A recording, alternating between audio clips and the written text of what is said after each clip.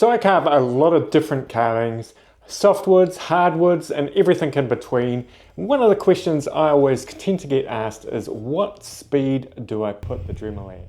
And we're going to go through 3 different circumstances what speed the Dremel should be at when you're carving. And most of the time when I am carving, I'm using a kind of a general speed of somewhere in between 30 and 35,000 RPM. It's kind of arbitrary. It sometimes sits at 30 and sometimes 35, doesn't really make a difference. Now point number 2 is when the wood starts to burn, what you can do is you can lower the speed of the Dremel. Okay, so one of the biggest reasons why the wood is going to start to burn is you might be carving oak like I am here, and oak is a very hard wood. And here is a good example of it being burnt. Essentially what it's doing is it's spinning so fast that it's heating up and burning the wood. That is purple heart. You can sort of see the burn mark there. What you can actually do is, on top of lowering the speed to maybe around 20 to 30,000, you can sort of go lighter over the wood as well. And so, or a combination of both. And the same is true for cutter burrs as well, such as this one from Dremel. You really can lower the speed, but you can also go lighter on the wood as well.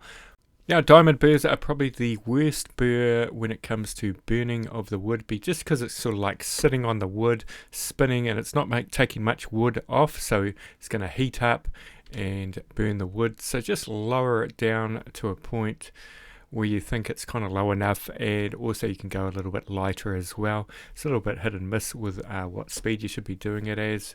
You just have to experiment with these things. And the third reason is a large burrs, you should reduce the speed.